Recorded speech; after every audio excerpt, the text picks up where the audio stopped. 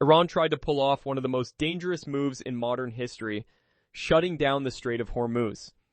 This isn't just any stretch of water.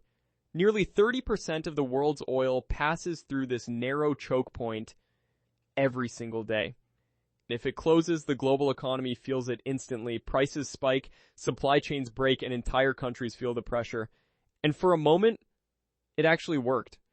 Iran didn't try to go head-to-head with the US Navy. They didn't need to. Instead, they focused on something much smarter and much harder to stop. They used asymmetric warfare. Naval mines were placed in the water. Drone boats were deployed. Anti-ship missiles were positioned along the coastline.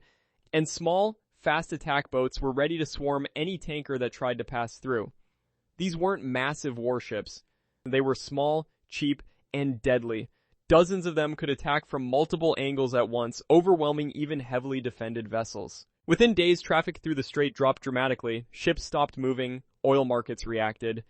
The pressure was real. Iran had played its strongest card, and for a moment it looked like they might actually pull it off. But the US wasn't about to let one of the most critical trade routes in the world stay blocked. And instead of just reacting, they made a decision that would completely change the situation. They launched a multi-phase operation designed not just to respond, but to dismantle Iran's entire strategy from the ground up. The first phase didn't focus on the boats in the water, it focused on the source of the threat. Deep underground, hidden inside mountains, Iran had spent decades building fortified missile bases. These weren't easy targets, they were designed to survive airstrikes, reinforced with layers of concrete and rock. But the US brought something new to the fight. A next-generation bunker-busting bomb capable of penetrating deep into the earth before detonating. Instead of exploding on impact, it would punch through layers of protection and then detonate from the inside, collapsing entire underground structures. Stealth bombers carried out long-range missions, flying undetected. Then the strikes began. Missile silos were hit, underground depots were destroyed, radar systems were taken offline, launch sites were wiped out. Within hours, Iran's ability to launch large-scale missile attacks started to fall apart. Decades of preparation, reduced to rubble in a single night.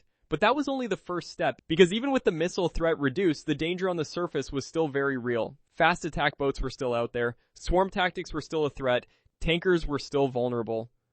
That's when Phase 2 began. The A-10 Warthog entered the fight. This aircraft was built for one purpose, destroying targets at low altitude. It flies slower than most jets, which allows it to stay over a target area for extended periods of time. And when it fires, it's devastating. Its 30mm cannon can shred through small boats in seconds. It doesn't need multiple passes. One burst is often enough. Alongside it, Apache helicopters joined the operation.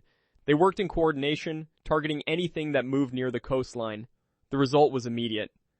The same fast attack boats that once threatened to overwhelm tankers were now being hunted down one by one. Swarm tactics stopped working. The advantage had flipped completely. But the most unexpected move didn't come from the air. It came from the water. The US deployed autonomous drone boats, unmanned vessels capable of patrolling for hours without stopping. They didn't need sleep, they didn't lose focus. And they could detect threats long before they became attacks. For the first time, Iran's asymmetric strategy was being countered with asymmetry of its own. Now there were eyes on the water at all times. And suddenly, laying mines or launching surprise attacks became much harder to pull off. Within weeks, the results were clear. Missile stockpiles had been drastically reduced, naval forces had taken heavy losses, fast attack boats were being eliminated, shipping traffic, which had nearly dropped to zero, slowly started to return. The strait wasn't fully secure yet, but the lockdown had been broken. But here's the part most people overlook. This isn't over. Mines are still in the water. Clearing them takes time. Drones can still be produced quickly and deployed in large numbers. And asymmetric warfare doesn't disappear just because of one major operation. The threat is smaller now, but it's still there. And in a place as critical as the Strait of Hormuz, even a small threat can have massive consequences. So now the question is, did this operation permanently secure one of the most important waterways in the world? Or did it just delay the next phase of the conflict? Let me know what you think in the comments, and if you want more breakdowns like this, make sure to subscribe for more.